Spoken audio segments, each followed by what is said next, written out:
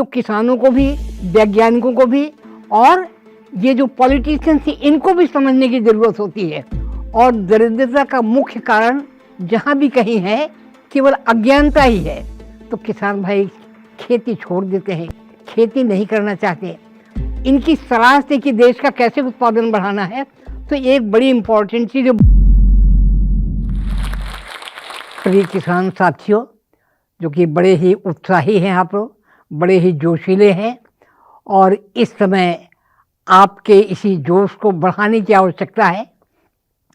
विशेष करके जो आप अच्छी खेती में लगे हुए हैं, तो मैं इस समय आपको अपने कुछ अनुभवों के आधार पर कुछ बातें आपके सामने लाना चाहते हैं कि जहाँ पर भी कहीं आपके कार्यों में कुछ कमियां आ जाती हैं, जहाँ पर आवश्यकता है कि और अच्छी चीज़ को अपना लें जिससे आपके कृषि को उत्पादन काफ़ी बढ़ जाए, ऐसी कुछ अनुभवों के आधार पर चीज़ों को, अपने अनुभवों को आपके साथ शेयर करना चाहेंगे।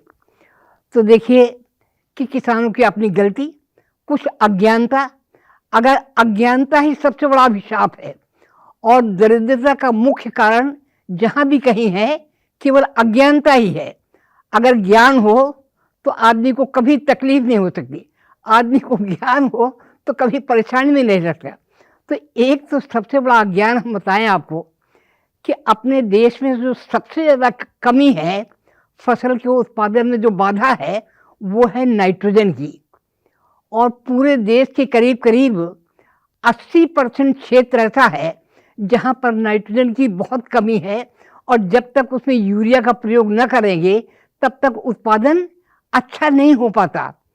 पर बड़ी विडंबना है कि जैसे एक कहावत है, जल बिनु प्यासी मीन, कि मछली तालाब के अंदर रहती है, नदी के अंदर रहती है, पर ऐसी स्थिति आ जाती कभी कभी कि जल में रह करके भी वो प्यासी रह जाती है और प्यास की वजह से मर जाती है।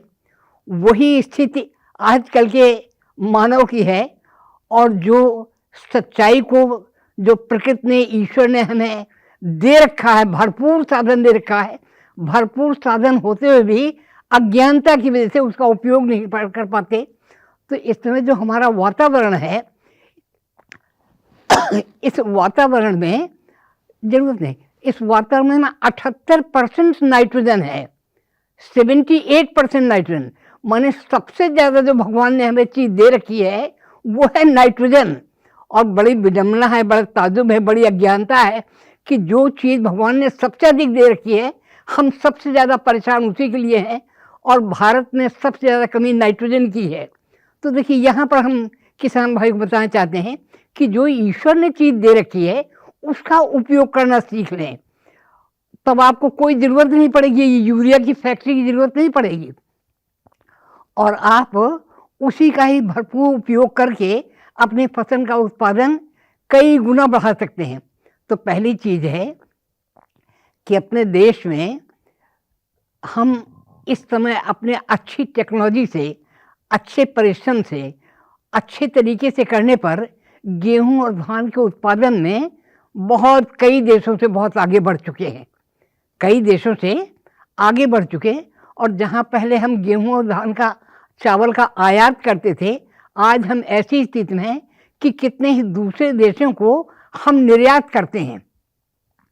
पर कई ऐसी भी दिक्कतें हैं कि कुछ ऐसी फसलें कि इतना समय बीत जाने के बावजूद भी, 40, 50, 60 साल अच्छी टेक्नोलॉजी आने के बावजूद भी उनके प्रोडक्शन में बहुत पीछे हैं। जैसे दलहन का, दलहन की स्थिति ऐसी है कि अभी हम अपनी आवश्यकता की पूर्ति नहीं कर पाते और हमें विदेशों से मंगाना पड़ता है। तो अगर दलहन की खेती का उचित तरीके से सही टेक्नोलॉजी से प्रयोग करें तो इसका उत्पादन भी कितना ही बढ़ सकता है और यूरिया की जो आवश्यकता ही न पड़े, फैक्ट्री ही बंद हो जाएंगी। तो दलहन की फसलों में, उनकी जड़ों में एक ऐसी विशेषता होती है, कुछ गांठें होती हैं और उन गांठों में कुछ जीवाणु रहते हैं। उन जीवाणुओं में क्षमता होती है कि हवा की नाइट्रोजन का प्रयोग कर सकते हैं और यूरिया की फैक्ट्री की जगह पर अपने ही खेत में फैक्ट्री काम करना शुरू कर देती है और जो नाइट्रोजन है वो आ जाती है। पर बड़ी विडंबना है कि 50 साल से भी ज़्यादा ये टेक्निक पता है लोगों को। कक्षा 6 से लेकर पीएचडी तक सारे लोग पढ़ते हैं, सारे लोग कितना ही अनुसंधान कर चुके, पर फिर भी इसका जो आउटकम है, इसका जो मुख्य जो परिणाम है वो एक तरह से जीरो है। इतने जानकारी के बावजूद भी, इतने समय बीत जाने के बाद भी, तो वो क्या है, कुछ कमियां हैं। अगर उन कमियों को दूर कर दें तो दलहन का प्रोडक्शन भी 4 गुना क्या 10 गुना बढ़ सकता है। अब वो हम जरा सा आपको कमियां बता दें, वही चीज़ सब जगह काम देनी है। एक तत्व हुआ करता है मोलिब्डेनम, उसकी बड़ी कम मात्रा में आवश्यकता होती है, मुश्किल से आधा किलोग्राम प्रति हेक्टेयर। कितनी कम मात्रा है, 5-10 पैसे का भी नहीं है, 1 रुपए का भी नहीं है 1 हेक्टेयर के लिए, और ये कुछ काम नहीं करता। नाइट्रोजन की फिक्सेशन में किसी तरह की कोई मदद नहीं करेगा, ये केवल जामवंत का रोल प्ले करता है, केवल इंस्पायर करता है, केवल प्रेरित करता है, उत्प्रेरक का काम करता है, कैटलिस्ट का काम करता है, और उससे ही नाइट्रोजन का फिक्सेशन काफ़ी बढ़ जाता है। तो एक चीज़ कि जो जीवाणु का कल्चर बनता है, उस जीवाणु के कल्चर में ही 15 ग्राम सोडियम मॉलिब्डेट ये उसमें डाल देना चाहिए। आदमी के शरीर को स्मार्ट बनाने के लिए कितनी चीज़ों का आप प्रयोग करते हो। कभी अच्छी चीज़ों का बादाम खा लिया और कभी खराब चीज़ों का सिगरेट पी लिया या वाइन का प्रयोग कर लिया। तो ये चीज़ नहीं है, आपके शरीर में ही व्यवस्था भगवान ने दे दी है। ये जो नर्वस सिस्टम है, नाड़ी संस्थान है, इसके लिए एक विटामिन B12 की आवश्यकता होती है, मिथाइल कोबालामिन की। अगर ये है तो आपका शरीर का रिफ्लेक्स एक्शन अच्छा काम करेगा, आप अपने डिसीजन को तुरंत ले लेंगे। सामने से कोई कार आ रही है, आपको टकराने जा रही है, आप 1 सेकेंड में, क्या फ्रैक्शंस ऑफ सेकेंड में, बड़े माइन्यूटेस्ट पार्ट ऑफ सेकेंड में भी आप निर्णय ले लेंगे कि हम तेज़ी से चलें या धीमे चलें, और आप उस एक्सीडेंट से बच जाएंगे। तो ये होती क्षमता। तो उसी तरह से प्लांट्स को भी अपना काम करने में स्मार्टनेस चाहिए, उसको भी विटामिन B12 की ज़रूरत पड़ती है। और अगर थोड़ा सा कोबाल्ट डाल दें उस कल्चर में तो ये भी कमी पूरी हो जाती है और नाइट्रोजन का फिक्सेशन दुगना तिगुना हो जाता है। तो देखिए ये कमी चलती आ रही है, अब तक नहीं। हमने इस काम पर कम से कम 5-6 विद्यार्थियों को PhD कराया कि देखिए इन कमियों को दूर करना है। ये अच्छी चीज़ें इनका प्रयोग करें तो कभी भी इंपोर्ट नहीं करना पड़ेगा दलहन का। दूसरी चीज़, जितने भी नाइट्रोजन फिक्सेशन के काम हैं, चाहे वो जीवाणुओं के द्वारा हो, चाहे वो नेचुरल रेन के द्वारा हो, चाहे बिजली के कड़कने से हो, चाहे ऑर्गेनिक मैटर जमीन में उसकी प्रेरणा से हो, चाहे फोटो फिक्सेशन हो रोशनी की वजह से, बिना फास्फोरस के कोई फिक्सेशन नहीं होता। बिना फास्फोरस के कोई फिक्सेशन नहीं होता। ऐसे ही तीसरी एक फसल की कमी है अपने देश में, तिलहन। इस समय सरसों का तेल 200 रुपये किलो बिक रहा, 200 रुपये लीटर, जो आज से 4-6 महीने पहले ही 100 रुपये लीटर हुआ करता था, अब इस समय 200 रुपये लीटर मिल रहा है।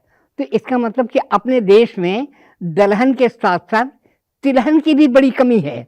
आज से करीब 25 साल पहले एक नई पोस्ट क्रिएट की गई थी भारत सरकार में, कैबिनेट सेक्रेटरी रैंक की, जिसे कहा था डायरेक्टर जनरल ऑयल सीड्स। अभी डायरेक्टर अपने यहाँ होते हैं director general agriculture. Indian council of agriculture research में जो पोस्ट है director general teaching and research and education, पर आज से करीब 25-30 साल पहले एक नई पोस्ट क्रिएट हुई थी director general oil seed production.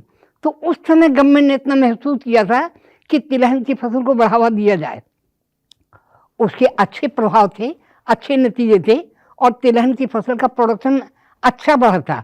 पर इधर 15-20 साल से फिर सब भूल गए, कोई नहीं चीज़ का ध्यान देते। तो उसमें भी आवश्यक है कि तिलहन की फसल में नाइट्रोजन की कम ज़रूरत पड़ती है, यूरिया कम देना पड़ता है, DAP भी और फसलों के मुकाबले कम देना पड़ता है, दलहन से गेहूं के मुकाबले कम देना पड़ता है, और उसमें सल्फर का प्रयोग करना पड़ता है, गंधक का, जिप्सम के थ्रू। तो अगर तिलहन की फसलों में जैसे मूंगफली की फसल है, इनकी सलाह से कि देश का कैसे उत्पादन बढ़ाना है, तो एक बड़ी इंपॉर्टेंट चीज़ है बोरोन की। अब ये कहानियों से जुड़ा हुआ संसर्ग है, तो बीच की तो कहानियाँ छोड़ गए, यहाँ एक बोरोन की कहानी सुनाई देते हैं। हम कानपुर में जब थे agriculture chemist to government of UP, तो एक हमारे पास फार्म था, उस फार्म का नाम था चकेरी, कानपुर से एक 10-15 किलोमीटर इलाहाबाद की तरफ है।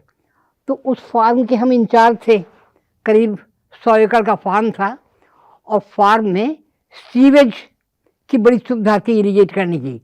पानी नहीं था, पर सीवेज का सोर्स अच्छा था, तो करीब 50% एरिया सीवेज से इरीगेट हो जाता था, और जो 50% एरिया था उसमें थोड़ा सा लो लाइन था, तो उसमें जो पानी बरसता था रेन से, उससे काम चल जाता था। पर 25% एरिया था जो अपलैंड थी, और उसमें जब तक कोई पानी न दिया जाए, कोई साधन न दिया जाए, तो फसल सूख जाती थी, कुछ होता नहीं था।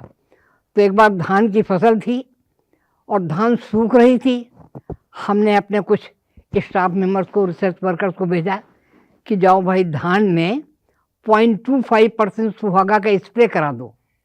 धान में 0.25%, ज़्यादा नहीं, परसेंट सुहागा बाजार से लेकर के, और 1 लीटर पानी में जो है 25 ग्राम घोल दें, और केवल इतना सोल्यूशन बना करके फाइन स्प्रे से उसका स्प्रे कर दें। समझे जो सूखा का असर था, पानी धान को नहीं मिला था, उसकी भी पैदावार 40 कुंटल पर हेक्टेयर हो गई। अगर न बोरन का स्प्रे करते तो उसकी पैदावार 8-9 कुंटल पर हेक्टेयर होती। तो देखिए कितनी गजब गजब की चीज़ें हैं। सुहागा पंसारी की दुकानों में मिलता है, मुश्किल से 5 रुपए का बहुत है 1 एकड़ के लिए, 5 रुपए का सुहागा।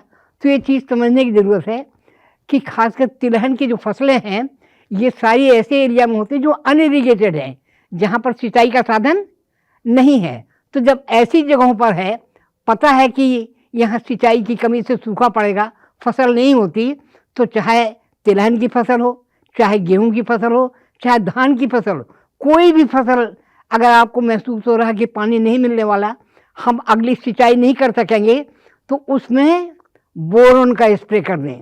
0.25% स्प्रे का। टिलरिंग जब कंप्लीट हो जाए, जब उसमें किल्ले फूटने का काम पूरा हो जाए, उस समय जब उसमें से बाल निकलने को हों, पेनिकल इनिशिएशन कहते हैं, बाल ऊपर आने को हों, ऐसे मौके पर 0.25% बोरोन का स्प्रे कर दें। तो बोरोन को स्प्रे कर देने से फसल की पैदावार एकदम से 40% बढ़ जाएगी, केवल 5 रुपए खर्च करने से। तो देखिए कितनी सुंदर टेक्नोलॉजी है। अगर ये टेक्नोलॉजी का उपयोग कर लें तो प्रिय किसान साथियों, देखिए हमारा उद्देश्य यहाँ पर यही है कि आजकल लोगों में बड़ी निराशा हो रही है, और गांव में जितनी खेती करने वाले लोग थे, खासकर उच्च जात के, उच्च वर्ण के लोग थे, अब उनमें कोई खेती करता ही नहीं। सब छोड़ छोड़ करके शहर चले जाते हैं, बटाई पर दे देते हैं। कोई ठाकुर परिवार खेती नहीं करता, कोई ओबीसी परिवार खेती नहीं करता, सब छोड़ छोड़ कर चले गए, बैल रहने गए, ट्रैक्टर से है। और उनका कारण है कि खेती इस समय भले ही प्रोडक्शन बढ़ गया, पर उसका जो बिकने का है वो उससे चौगुना रेट कम हो गया। जो लागत आई वो लागत नहीं निकल रही, तो किसान भाई खेती छोड़ देते हैं, खेती नहीं करना चाहते। पर आजकल वैज्ञानिकों ने बड़ी अच्छी टेक्निक्स डेवलप कर दी हैं। अगर थोड़ा सा आपके पड़ोस में जो भी कृषि विश्वविद्यालय हों, जो भी वहाँ पर कृषि विज्ञान केंद्र हों, अगर आप थोड़ा सा उनके संपर्क में बने रहें, तो वो आपकी जो कमियां हैं, जहाँ पर आपको जानकारी नहीं है, जहाँ पर जो टेक्नोलॉजी है, अगर उन टेक्नोलॉजी को आप कायदे से समझ करके अपना लेंगे, तो आपकी इसी खेती में हम निश्चित बताते हैं कि 4 गुना तक पैदावार आपकी बढ़ जाएगी। अपने देश में उत्पादन की क्षमता भी बहुत है, तो इसलिए कृषि बहुत ही इसके साथ भविष्य है, बहुत ही अच्छा है। और आजकल की टेक्नोलॉजी से आप काफ़ी उत्पादन बढ़ा सकते हैं। तो हमारी आपसे यही सलाह है कि आप टेक्नोलॉजी का अच्छी तरह से अपनाएं और उस पर अपने उत्पादन को लाभकारी बनाएं। धन्यवाद। अगर आप इस टॉक के एंड तक पहुंच चुके हैं, तो मैं आपको जोश टॉक्स का एक दूसरा रूप भी दिखाना चाहता हूं, जिससे मैं काफी देर से जुड़ा हुआ हूं और मुझे बहुत बहुत ज्यादा पसंद है कि वो क्या कर रहे हैं। जोश स्टॉक्स ने एक नया ऐप लॉन्च किया है जिसका नाम है जोश स्किल्स। अब वो नया नहीं रहा, काफी टाइम से है, लाखों लोग उसको अब यूज करते हैं। और जोश स्किल्स पे आप अपनी जिंदगी के लिए कोर्सेज ढूंढ सकते हैं। वो कोर्स नहीं जो आपको physics, chemistry, commerce, business studies पढ़ाएंगे, वो कोर्सेज जो आपकी जिंदगी में आपको कैसे जीना चाहिए वो सिखाएंगे। मैंने खुद जोश स्किल्स पे बहुत सारे कोर्सेज बनाए हैं, पब्लिक स्पीकिंग पे, इमोशनल क्राइसिस कैसे हैंडल किया जाए, अपनी पर्सनालिटी कैसे डेवलप की जाए। हर एक कोर्स में डेली क्विजेज हैं, एक्सरसाइजेज हैं, एक बहुत ही खूबसूरत कम्युनिटी है जो आपको सपोर्ट करेगी, आपको इनकरेज करेगी। आज ही डाउनलोड करें जोश स्किल्स का ऐप और उनके कोर्सेज एक्सप्लोर करके अपनी जिंदगी को आगे बढ़ाएं।